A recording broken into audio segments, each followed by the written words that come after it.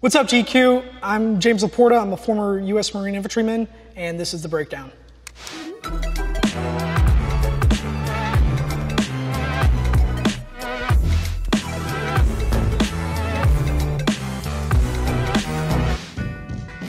First up, Jarhead. I don't even know how many Jarheads that they're up to now, but it has nothing to do with the original Jarhead. There is one Jarhead. All the others are bull, for a lack of a better term. So this is one of the more accurate movies. You are no longer black, or brown, or yellow, or red.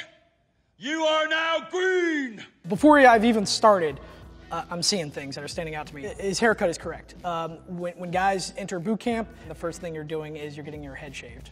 The uniform is good. It is accurate in terms of the time period, so early 90s.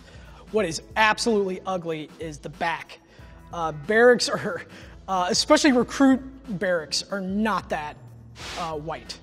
It looks like they're in a mental ward. The blankets are usually green. They're like these wool green blankets that look like they're straight out of like the Cold War.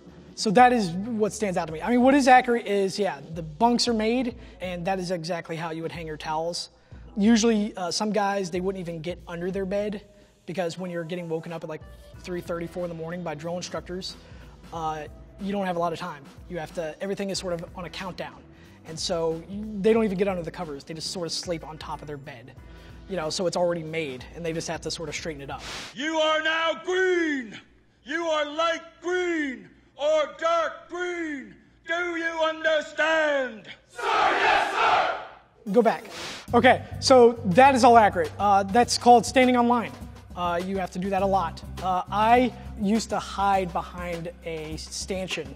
If you're lucky, your rack is near one. And so when the drill instructor is sort of looking down the line like that, you can sort of like lean back and hide. And in this, you don't have those stanchions, but that is accurate in terms of guys on both sides sort of staring at each other, not moving, and you're just sort of hoping a drill instructor doesn't see you glancing down the line. Do you have a girlfriend, Swafford? Sir, yes, sir! Yes, again, mother. Jody's banging her right now. Get on your face and give me 25 for every time she gets. Pause it. In terms of the yelling, that's accurate. It sort of depends on the person. So because there's been so many sort of incidents that have happened, there's a lot of oversight in terms of the behavior of drill instructors. Like, drill instructors are not supposed to be cussing. So a lot of drill instructors, you'll hear them get around it like God dong or something like that. But usually a drill instructor would look around to make sure like no higher ups are there, and they would, they'll still cuss. Yes, again, mother. Jody's banging her right now. Get on your face and give me 25 for every time she gets this month. Down on your face. Oh, go back. Jody is a real thing. Jody in the Marine Corps is almost like an urban myth. Jody is the person to where if you're deployed or you're at boot camp or you're out in the field training, Jody is the guy who's back home taking your wife out on a date or having sexual intercourse with your girlfriend. That is a pile of dog shit. Sir, the recruit's never been good at drawing, sir! Why the are you my scribe then? Isn't my scribe supposed to know how to draw? In terms of him being a scribe, that's a real thing. There's also artist recruits, and so they draw all the art. The drawings are always something to deal with either war or death. That's what they tend to draw for the drill instructors because they look cool. Can't think while I'm giving you a few love taps? How the are you going to fire your rifle when grenades are going off in your face? What the are you even doing here? Sir, I got lost on the way to college, sir! Yeah, that's happened. Again, not commonplace amongst both bases and not commonplace amongst drill instructors. They actually have a card in terms of how long they can make a recruit do push-ups, make a recruit do sit-ups. There's a lot of regulation, but I mean, even in perfect worlds where there are systems in place to not allow things to happen, things happen. Like a drill instructor slamming someone's head into a board.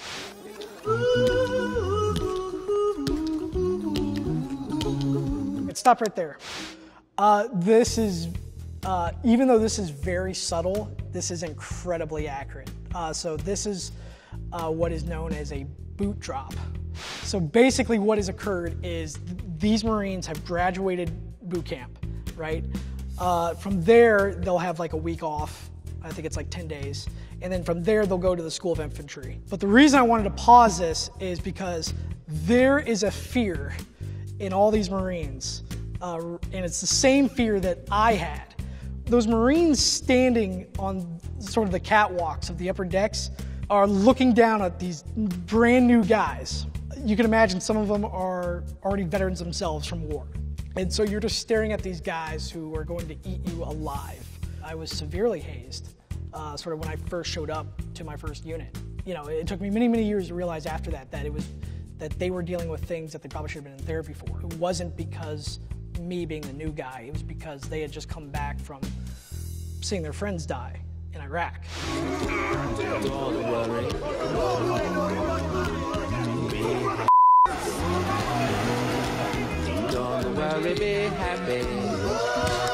That is accurate. It's one of those things that is not commonplace across the entire Marine Corps, but has it happened? Absolutely. So they'll take literally an iron and they'll bend it to spell out USMC, and they will brand people. Now, again, this is not a commonplace thing. I did not see it in my time, and I served from 2006 to 2014, but I've seen pictures of it. That is accurate for the early 90s and even into the 80s. I mean, I wasn't branded, but something similar in terms of sort of the gang mentality. We were training out in the field. I'm still a new Marine. Someone had found out that I had a huge fear of snakes. I had 6 senior guys hold me down, and they found these snakes out in the woods. And I mean, I was fighting tooth and nail. It was at least one that he put on my chest, and I was freaking out. You know, and then someone said, "Hey guys, knock it off. We got to go we have a briefing to go to." You know, in the field before we were supposed to run our range. So again, I didn't get branded, but that is sort of mentality of like the senior guys ganging up on a new guy. That's accurate. Next up, stripes. Left, right, left, right, left, right. You stand in place. Left, right, left, right, left, right, left, right, left, forward.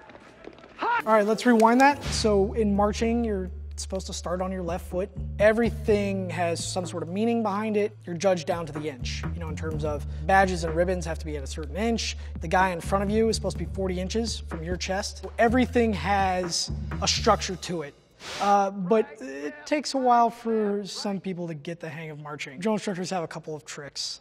Because at boot camp, it's not just the recruits that are getting judged. The higher command authority is actually judging the drill instructors themselves. So drill is a huge part of that. So far, everything is accurate. There is a comedic element. Guys looking around, like laughing and stuff like that, there'd be drill sergeants probably screaming at them. Left, left, left, right, left, left, left. Well, she was just walking down the street singing to our daddy. Pause it. While a funny scene, no guy is gonna just start singing. The drill sergeant is in charge of that, and if some random recruit just started singing in the middle of his formation, he wouldn't be singing for long. Do we sing? Yes. Singing is common in the military, across the military services. You wouldn't belt out if the right senior enlisted soldier or Marine or officer is standing around, because it is incredibly vile. All right, let's fast forward.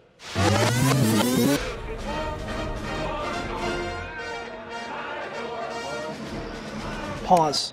All right, this is very much like a director, so let's make it look like a really active military base where, you know, there's formations going every which way.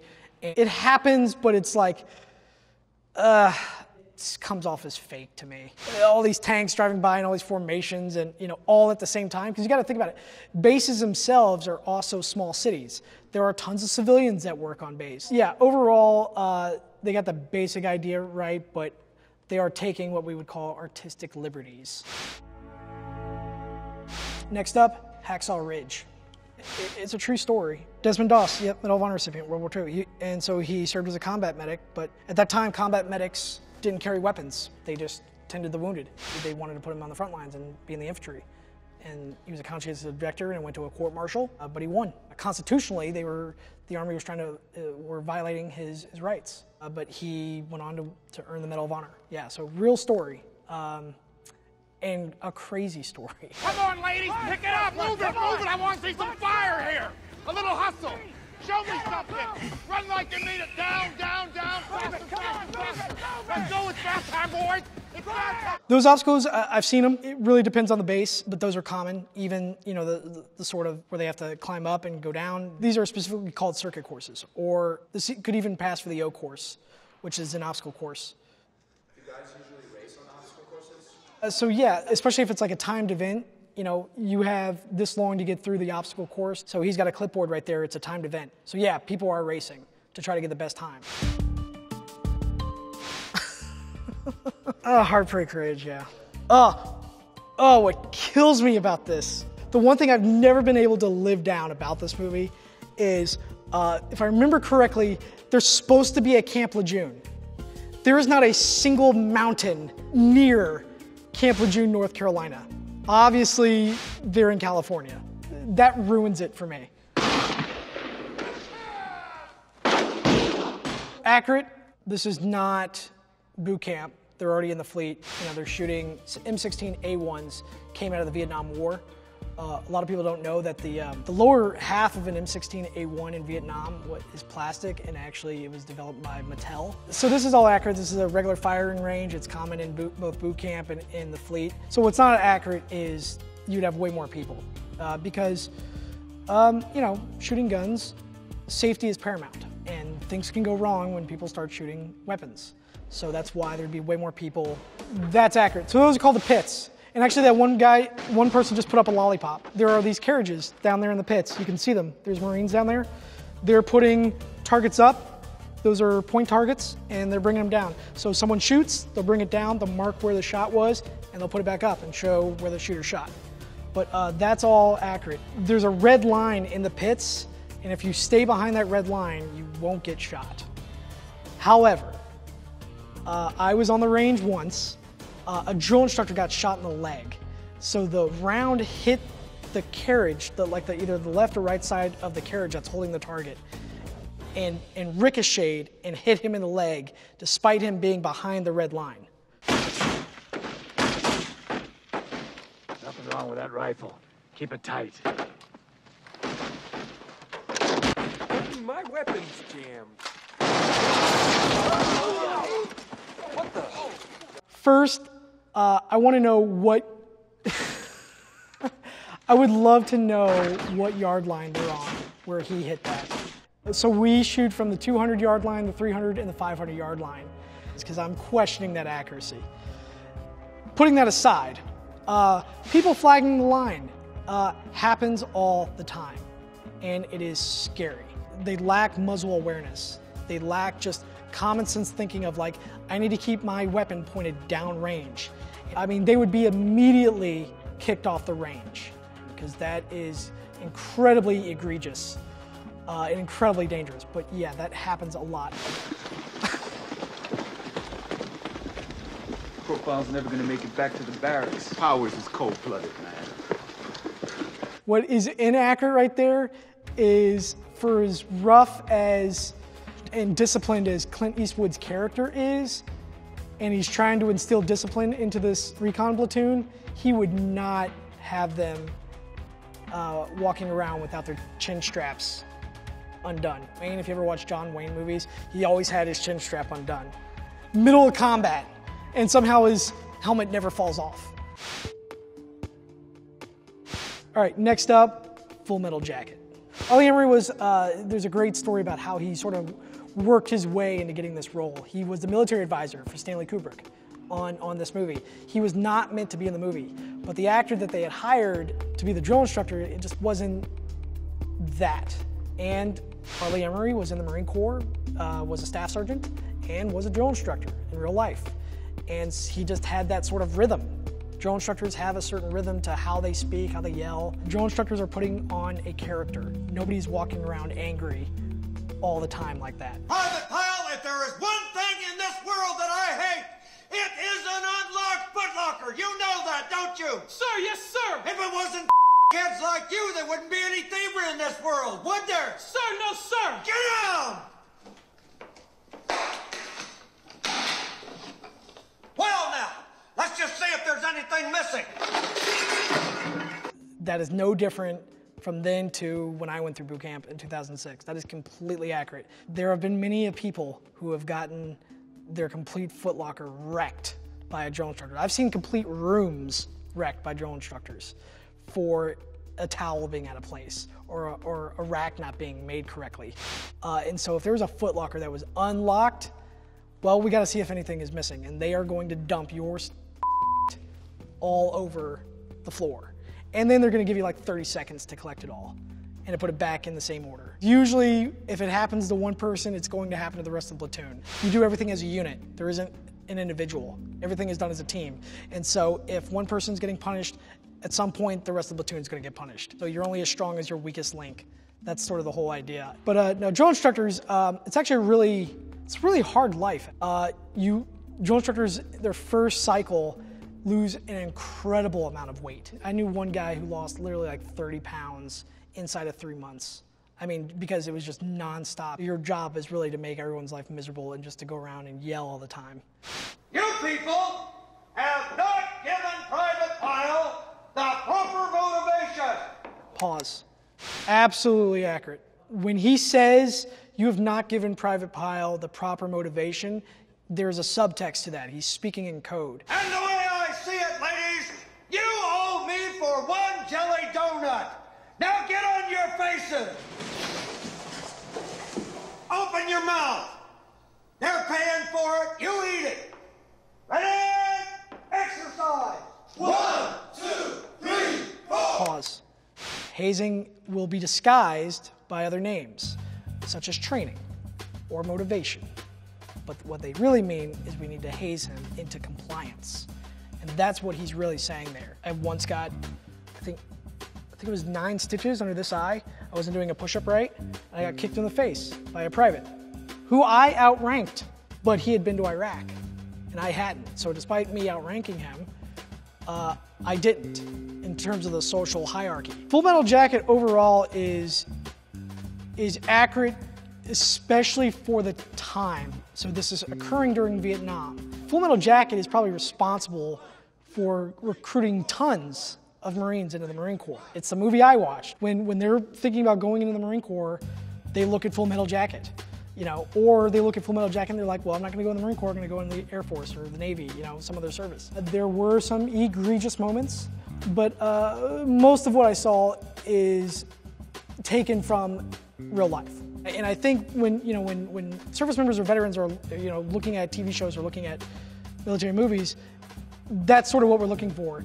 Even if that didn't happen to us, as long as it falls into the realm of something that could happen or that realm of possibility, we'll let it slide. What we can't let slide a lot of times is ribbons being out of place.